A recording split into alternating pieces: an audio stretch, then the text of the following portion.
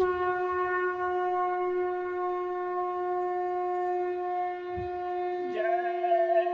गुरुदेव। जय गुरुदेव।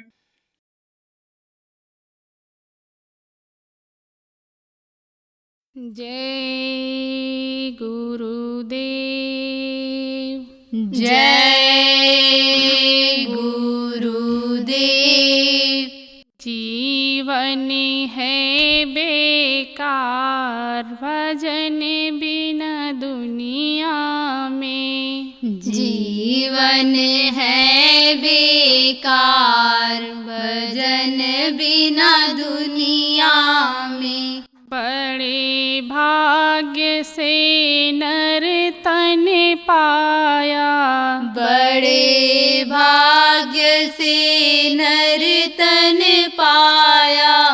इसमें भी हरि गुण नहीं गाया, इसमें भी हरि गुण नहीं गाया। किया न प्रभु से प्यार भजन बिन दुनिया में। किया न प्रभु से प्यार भजन बिना दुनिया में। जीवन है बेकार भजन बिना दुनिया में। जीवन है बेकार भजन बिना दुनिया में। माया ने तुझको बहकाया, माया ने तुझको बहकाया। संग चले ना तेरी काया, संग चले ना तेरी काया। क्यों बनता होशियार भजन बिना दुनिया में। क्यों बनता होशियार भजन बिना दुनिया में। जीवन है बेकार भजन बिना दुनिया में। जीवन है बेकार भजन बिना दुनिया में। धन दौलत और महल खजाने, धन दौलत और महल खजाने। जिनको मूरख अपना जाने, जिनको मूरख अपना जाने। जाएगा हाथ पसार भजन बिन दुनिया में। जाएगा हाथ पसार भजन बिना दुनिया में। जीवन है बेकार भजन बिना दुनिया में। जीवन है बेकार भजन बिना दुनिया में। क्या लेकर तू आया जग में। क्या लेकर तू आया जग में। क्या लेकर तू जाएगा संग में। क्या लेकर तू जाएगा संग में। रे मति मंद गंवार भजन बिन दुनिया में। रे मत मंद गवार भजन बिना दुनिया में। जीवन है बेकार भजन बिना दुनिया में। जीवन है बेकार भजन बिना दुनिया में। जब यमदूत लेने को आवे। जब यमदूत लेने को आवे। रो रो करके तुम चिल्लाए।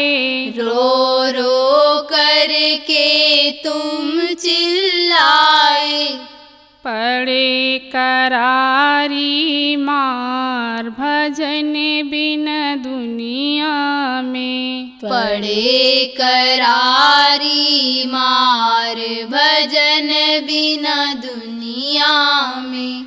जीवन है बेकार भजन बिना दुनिया में। जीवन है बेकार भजन बिना दुनिया में। श्री सतगुरु की शरण में आओ। श्री सतगुरु की शरण में आओ।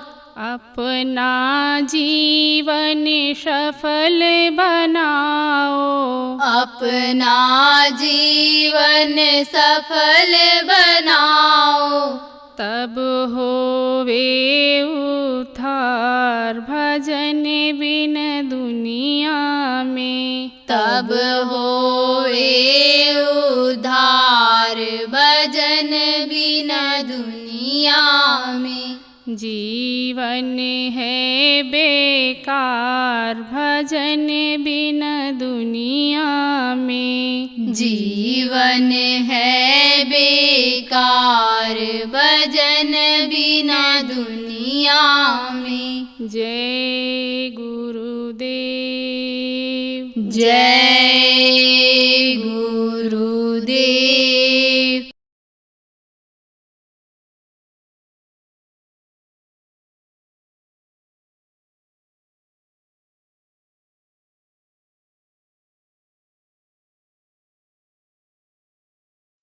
कि जो इसमें फंस जाते हैं, इंद्रियों के भोग में फंस जाते हैं, इंद्रियों के जाल में जो फंस जाते हैं, वो अपने कर्तव्य को भूल जाते हैं, मानवता को भूल जाते हैं। वो समझो आपकी परमार्थी लाभ नहीं ले सकते हैं, चाहे ये फकीरों में बुल्ला शाह रहे हों, चाहे ये आपके नानक साहब और ये सब कोई भी रहे हों। आप ये समझो कि सब लोग यही कहे हैं कि इंद्रियों को थोड़ा सा दबाना पड़ेगा, वश में करना पड़ेगा, क्योंकि मन जब इंद्रियों के घाट पर बैठ करके रस लेने लग जाता है तो मनुष्य की आदत बन जाती है और वही करने लगता है। जो काम शरीर से नहीं करने का वो भी काम शरीर से करने लगता है, उसकी फिर सजा मिल जाती है। तो आपको कोई जांच चढ़ी पाली। जो संत होते हैं आराम से जब चाहते हैं अपने प्राणों को निकाल लेते हैं। जो धार्मिक लोग होते हैं उनके प्राण आँख से, मुंह से निकलते हैं, कान से निकलते हैं, आखिरी वक्त पर। तो पापी कुकर्मी होते हैं उनके प्राण निकलते नहीं हैं, निकाले जाते हैं। कैसे निकाले जाते हैं? कहा ना, कोई जात कड़ीपाल की, कोई बंधे जंजीर।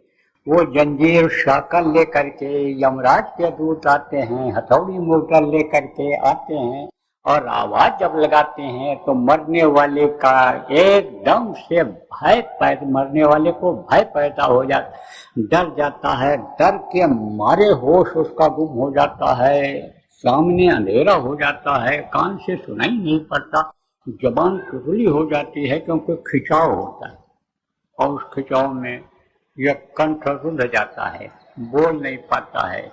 और आज जब प्राणों का खिंचाव नीचे से होता है तो सुनाई भी नहीं पड़ता है और पर्दा पड़ जाता है आंखों के सामने। जब ये आते हैं आवाज लगाते हैं, कौन? खाली कराने वाले यमराज के दूत सबके सामने नहीं आते हैं। जो भजन करते, ध्यान करते, सत्संगी रहते, सत्संग सुनते हैं, अपने कर्तव्य का पालन करते हैं, देश प्रेम, परिवार प्रेम, समाज प्रेम, मानव प्रेम जो बनाए रखते हैं, उनके नजदीक नहीं आते हैं। आप ये समझो कि उनके नजदीक नहीं आते हैं यमराज के दूत। लेकिन जो बुराइयों में ही लगे रहते हैं, चाहे जान करके लगे रहें, चाहे इंद्रिय के सुख भोग के वजह से लगे रहें या अनजान में लगे रहें, उनको खाली कराने के लिए तो आते ही आते हैं। कब? तन बिनसई जैसे यह ओला, तन बिनसई जैसे जल ओला ओरा, और जम जग जाल करत है जोरा। जब यह तन बिनस जाता है, तन किसको कहते हैं? मनुष्य शरीर को। तो बेंसना किसको कहते हैं? इसमें ताकत नहीं रह जाती है। और जब खून पानी होता है नशे ये यानी समझो कि नसों में पानी भरता है, तब पानी जहाँ रहता है वहाँ सड़न जल्दी पैदा होती है। खून में सड़न नहीं पैदा होती, पानी में सड़न जल्दी पैदा होती है। तो जब पानी भर जाता है तो ये सड़ने लगता है। क्या सड़ने लगता है? मांस भी सड़ने लगता है, और मांस से ये जो खाल लगी हुई है वो सड़ने लगता है। ये मनुष्य शरीर में सड़न गलन बदबू पैदा हो जाती है। तो आप ये समझो, ये संबंध, ये मनुष्य शरीर जैसे पानी में ओला गिरता है, ऐसे ओला पत्थर जिसको कहते हो, बरसात में आसमान से गिरता है, तो वो बस देखते देखते ऐसे बिखर जाता है। ऐसे ये मनुष्य शरीर समझो कि ओला की तरह बिखर जाता है। इसमें समझो कुछ तत्व नहीं रह जाते हैं। ओला जब है तो वो पत्थर है, ठंडा है, लेकिन जैसे गर्म हुआ, पिघला, उसका रूप बदल जाता है। वो ठंडी नहीं रह जाती है उस जल में, और वो जल हो जाता है। इसी तरह से ये शरीर हो जाता है। तो ये उसी तरह से ये विनश जाएगा, और जब विनश जाएगा तो यमराज ज्यादा जोर करेगा। ये जो उसके वकील हैं, ये जो काने समझो यहाँ पर ये जो जीव हैं, ये उसके जो नुमाइंदे हैं, वो अब भी जोर करते रहते हैं। उसी में आदमी पड़ जाता है, संतों की बातों को नहीं समझ पाता, असली चीज को नहीं पकड़ पाता है। लेकिन उनका जोर तब ज्यादा चलता है जब शरीर छोड़ने को होता है। जब शरीर का समय पूरा हो जाता है, सिमटाव नीचे से होता है, जब सिमटाव होता है तब वो जोर करता है। तब यमराज के सामने पेश होना पड़ता है। उसके जो होते हैं, कौन होते हैं? नुमाइंदे होते हैं। नुमाइंदे आते हैं उसके आदेश से, जिसको यमराज का दूत कहते हैं, मलकुल मौत कहते हैं। वो इस जीवात्मा को पकड़ करके ले जाते हैं और ले गए, पेश कर दिया। कभी ऐसा भी होता है जो संतों के जीव हैं, अगर मान लीजिए उनसे बुरे कर्म बन गए तो उनको भी पकड़ कर ले जाते हैं। लेकिन संत की दया हो गई, प्रकट हो गए, सामने आ गए, तो उनको वापस ले जाए। कभी यमराज यह भी हुक्म देता है कि ले जाओ इनको, जरा नर्क दिखा दो, इनको ले जाओ, पकड़ करके लाओ। तो जब अच्छे कर्म होते हैं ज्यादातर तो उतनी सजा नहीं मिलती है। फिर यह मारते हुए और फिर घसीटते हुए और यह कूटते हुए, जलाते हुए, और ये खंडक में से खींचते हुए, कटे पत्थरों पर से खींचते हुए, फिर ये सीधे सीधे ले जाते हैं। देखो जब महाभारत खत्म हुआ तो कृष्ण ने कहा, भाई मेरा अब समय आ गया, मैं जाऊंगा, मेरा काम पूरा हो गया। मैं इसी काम के लिए आया था, धर्म की स्थापना करने के लिए। धर्म की स्थापना कर दिया मैंने, दुराचारी का संहार हो गया, अब मेरे जाने का समय हो गया। पांडव ने कहा, महाराज मुझे भी लेते चलिए। बोले, मैं तुमको नहीं ले जा सकता हूँ, मेरा काम ये नहीं है। तुमको किसी त्रिकालदर्शी की जरूरत है, संत सदगुरु की जरूरत है। उनसे तुमको उपाय सीख करके योग साधना करने की आवश्यकता है। उनको तुम खोजो और उनसे रास्ता ले करके और तुम भजन करो, योग करो, साधना करो, तब तुम मेरे धाम भी पहुंच सकते हो, वरना मैं नहीं तुमको ले जा सकता हूँ। बहुत रोए, बहुत गिड़गिड़ाए, महाराज लेते चलिए, लेते चलिए, लेते चलिए। लेकिन उन्होंने कहा कि संतों में ही केवल पावर होती है, उनकी कदम पोशी करो, उनके पास जाओ। देखो गीता के 4 स्कंद के 34वें श्लोक में यही लिखा हुआ है। बोले, तुम अगर योग साधना नहीं करोगे तो तुमको नर्क जाना पड़ेगा। भाई स्वामी जी में कूदे थे और नर्कगामी हो गए थे, नर्कों में सजा मिल रही थी कर्मों की। आपको समझने की जरूरत है कि कोई अगर ये कहे कि जो मनुष्य शरीर में परिवर्तन करने के लिए आए, जिनमें काल और दयाल की दोनों धार रही है, जिन्होंने विनाश भी किया है लोगों का और जो अच्छे थे उनकी मदद भी किया है उन्होंने, उनको याद करके, उनका नाम ले करके, उनकी पूजा करके कैसे पार हो सकता है? 24 घंटा साथ रहने वाले पांडव को दो टूक जवाब दिया। तो 4 भाई तो पहले चले गए। धर्मराज युधिष्ठिर, आप ये समझो, इनको यमराज ने हुक्म दिया।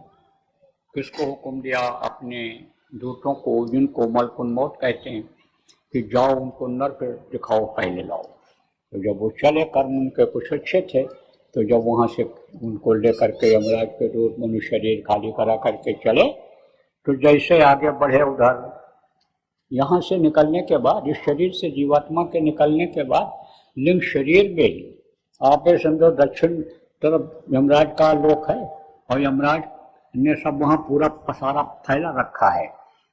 तो वहाँ जब उधर जाने लगे, बढ़ने लगे, कई रास्ते हैं। जैसे आप ये समझो कि कहीं कहीं बहुत बदबू आती है तो आदमी उस बदबू को छोड़ करके दूसरे रास्ते से चला जाता है, तीसरा रास्ता पकड़ लेता है। ऐसे यहाँ जाने के बाद कई रास्ते हैं। इस शरीर से निकलने के बाद आत्मा के कई रास्ते हैं। तो उधर की तरफ जब बढ़ने लगे तो बदबू आने लगी नरकों की। बोले भाई यमराज के दूतों से कहा भाई बदबू ये कैसे आ रही है?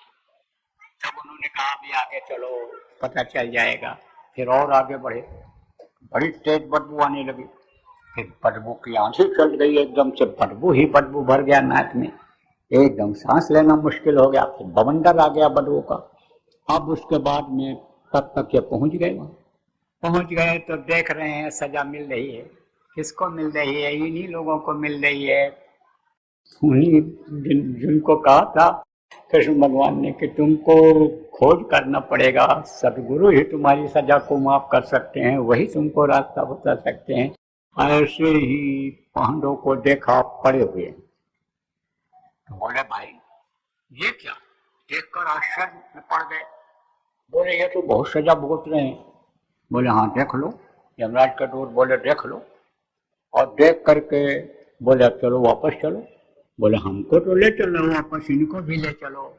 बोले इनको हम नहीं ले जा सकते हैं वापस, इनको इसमें से हम नहीं निकाल सकते हैं, हमको तो आपको दिखाने का आदेश था, आप वापस चलो।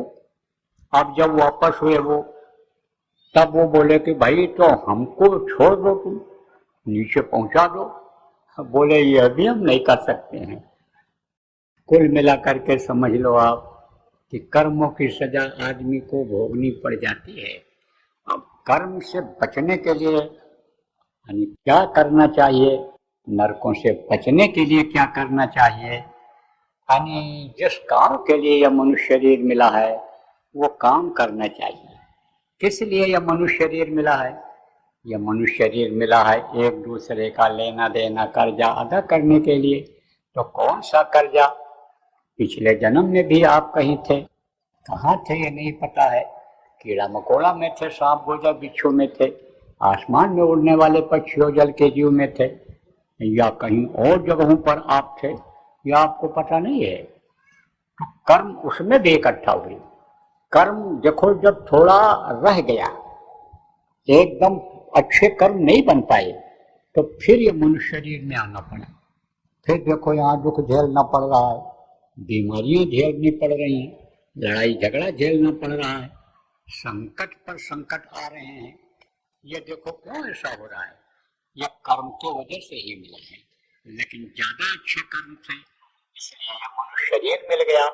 और नहीं तो यही जीवात्मा जो हमारे आपके अंदर है, जो बोल रही है, चला रही है, खिला पिला रही है, जो करवा रही है, सब जीवात्मा के पावर से ही जो सब कुछ हो रहा है, यही जीवात्मा उन्हीं योनियों में डाल दी गई होती तो उसमें बड़ी तकलीफ। देखो कुत्ता इधर उधर भटकता ही रहता है। कुत्ता को बहुत से लोग यानी कुछ कम लोग पालते हैं, कुछ कम ही लोग रोटी खिलाते हैं, ये बाकी ऐसे भटकते रहते हैं। पानी मिल गया तो पी लिए, नहीं मिला तो नहीं सही। अब चूंकि इस तरह उनका शरीर बना दिया गया है कि वो ऐसे जीभ निकाल करके और हवा से पानी ले लेते हैं। कम पानी अगर मिले तो भी जिंदा रह जाते हैं। जैसे आपके ऊँट हैं, एक बार पानी पी लिया तो 15 दिन तक वो चलते रहते हैं। तो इस तरह से इन्हीं सब योनियों में जाना पड़ता। लेकिन कर्म कुछ अच्छे थे तो ये मनुष्य शरीर मिल गया, और कर्म ही अच्छे थे तो आप अच्छे घर में जन्म लिए, धार्मिक घर में जन्म लिए, आप धार्मिक एरिया में जन्म लिए। धर्म का वो यहाँ लोग जानते हैं, बहुत से देश ऐसे हैं, मैं तो कई देशों में गया, लेकिन धर्म कर्म को यही कुछ जानते ही नहीं, भगवान को तो जानते ही नहीं। वो तो खाओ सो, बच्चा पैदा करो और दुनिया संसार से चले जाओ, जो काम जानवर पशु पक्षी करते हैं वही काम इंसान करने लग गया। तो आपके ऊपर उस प्रभु की दया हुई, आपके संस्कार अच्छे रहे कि आपको मनुष्य शरीर मिला और ये ऐसी गृहस्थी और घर मिला कि कुछ परिवार के लोग सब लोग जुड़ गए, संगत में आ गए। और अगर नहीं भी जुड़े तो आप निकल करके उसमें से यहाँ संगत में आ गए, सत्संग सुनने के लिए आ गए, तो आपके ऊपर दया हुई। तो यह लेना देना है, कर्जा है। कर्जा किसको कहते हैं? कर्म कर्जा, पिछले जन्मों का कर्जा होता है। देखो कोई औरत किसी के काम नहीं आती, किसी का पति काम नहीं आता है, किसी का लड़का काम नहीं आता है और दूसरे लोग काम आ जाते हैं। बताओ नहीं कैसे?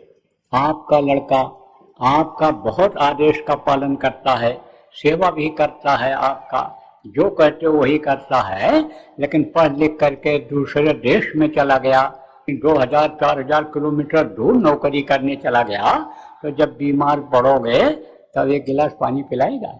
सिर दबाएगा? हाथ पैर दबाएगा? नहीं दबाता है। जब चिल्लाते हो तो मानवता के नाते, इंसानियत के नाते पड़ोसी आ जाते हैं, वो सेवा करते हैं, तो लेना देना कर्जा आपका ऐसे होता है, उनसे होता है। तो अब आप ये समझो, ये लेना देना भी अदा कर लेना है। और नहीं तो लौट 84 आया।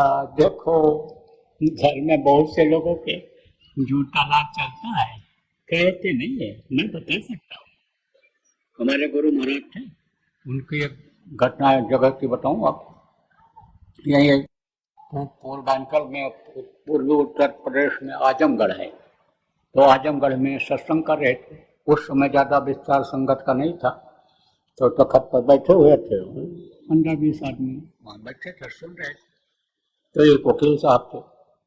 तो पढ़ाई लिखाई का अहंकार हो जाता है ना, पढ़ाई लिखाई का अहंकार हो जाता है।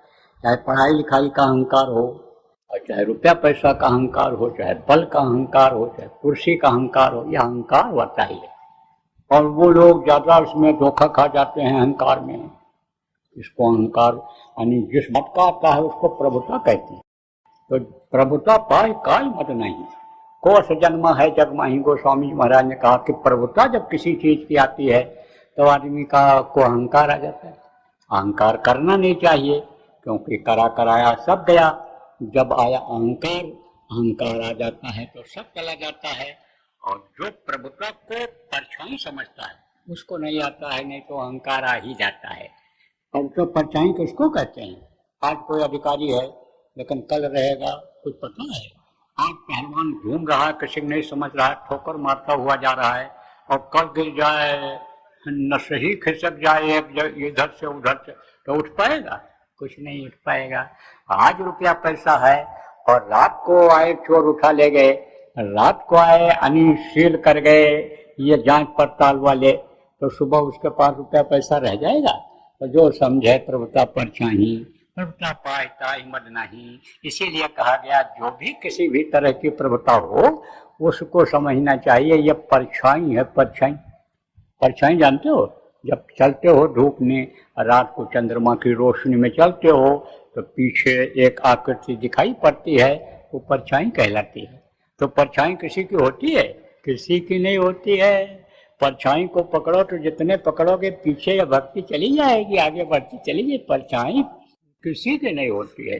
तो इसको जो लोग परछाई समझते हैं वो तो सुखी रहते हैं, और इसके अहंकार में जो आ जाते हैं तो देखो किसी का अहंकार चला, ये धरती पर किसी का अहंकार आज तक चला ही नहीं, और चलेगा कैसे? तो आप ये समझो कि अहंकार था उनको। किसको? वकील साहब कचहरी जा रहे थे, तो लोग बैठे थे, तो वहीं खड़े हो गए, सुनने लगे। थोड़ी देर सुने, बीच में रोक दिए, बोले कि हमको आपसे सवाल करना है, हमारे सवाल का जवाब दे दीजिए।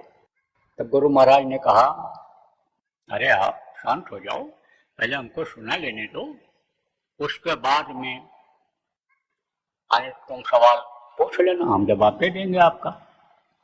बोले नहीं नहीं, हमको अभी जवाब चाहिए, आप जवाब दीजिए हमारे सवाल का, फिर आप कुछ बोलिए।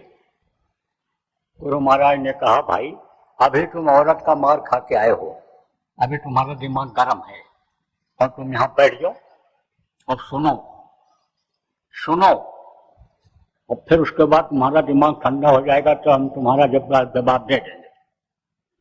आज जब इसको सुना कि महाराज जी कह रहे हैं कि औरत का मार खा के आए हो, तो बिल्कुल एकदम से कछुआ हो गए, जैसे दूध ऊपर उठता है ना गर्मी पा करके, तो गर्मी थी अंदर में, रात बबूला हो रहे थे तो वो उबल रहे थे, ऐसा दूध जैसे उबलता है।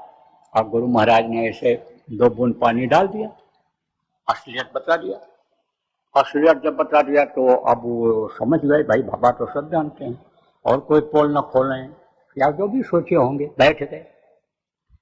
जब सत्संग खत्म हुआ तब कहा, अब वकील साहब आप बताओ, अब आप अपना प्रश्न करो। गुरु महाराज ने कहा, तब धीरे से बोले, प्रश्न तो हमारा सब चला गया, प्रश्न का उत्तर तो हमको मिल गया आपके सत्संग में, लेकिन ये बताओ कि ये कैसे जान पाए आप कि औरत का मार खा के आए, ये कैसे जान पाए?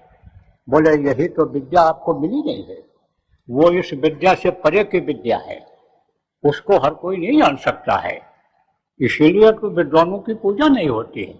लंगोटी लगाने त्याग करने वाले को ही लोग मानते हैं, उन्हीं की तो पूजा होती है।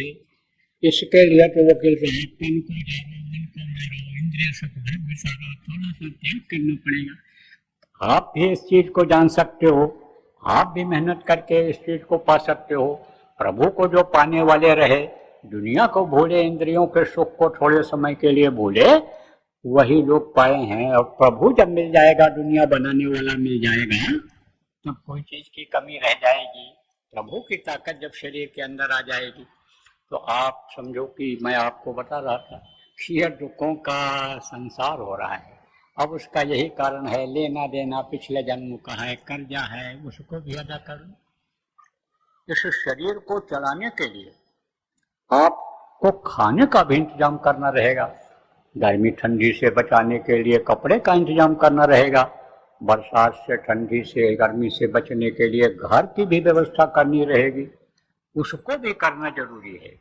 क्योंकि भगवान भी अगर मिलेगा तो इसी मनुष्य शरीर में मिलेगा, और जिंदा रहने पर ही मिलता है। मरने के बाद, ये शरीर खो देने के बाद, शरीर के सिस्टम बिगड़ जाने के बाद, न तो आज तक किसी को कोई चीज मिला, न कोई पढ़ाई कर पाया, न कोई धन कमा पाया, न कोई मान प्रतिष्ठा इज्जत पाया, न कोई भगवान को पाया। अगर पा सकता है इन चीजों को, चाहे दुनिया की चीज हो, चाहे प्रभु की प्राप्ति हो, तो जिंदा ही आदमी पा सकता है।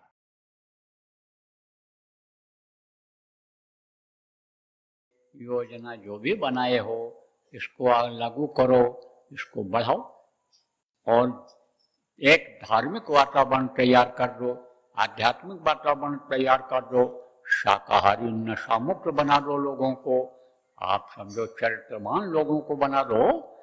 जब ऐसा समाज बन जाएगा तब समझो कि कलयुग पर आपको विजय मिल जाएगी। तब काल माया कुछ नहीं कर पाएगा। जब आपके अंदर निर्मलता आ जाएगी, लोगों के अंदर निर्मलता आ जाएगी, गंदगी जब साफ हो जाएगी, तब आप ये समझो कि तन मन से सच्चा रहे और सदगुरु पकड़े बांह। गुरु महाराज जो काम छोड़ करके गए, उस काम को पकड़ लो, वही गुरु का बांह पकड़ना हुआ, वही गुरु उसी का बांह पकड़ेंगे।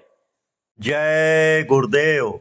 सरकारी व गैर सरकारी अनुदान के लिए बिना सत्संगियों के सहयोग द्वारा जनहित के कार्यों में लगी हुई बाबा जय गुरुदेव धर्म विकास संस्था का मुख्यालय पिंगलेश्वर रेलवे स्टेशन के सामने मक्सी रोड, उज्जैन, मध्य प्रदेश में है। यहाँ पर सत्संग व नामदान का कार्यक्रम होता रहता है। अतः आप श्रोताओं से अनुरोध है कि बाबा उमाकांत जी महाराज के आश्रम उज्जैन एक बार परिवार सहित जरूर पधारिएगा। आपके सुझाव के लिए व्हाट्सएप नंबर 9575 600700। जय गुरुदेव, जय गुरुदेव।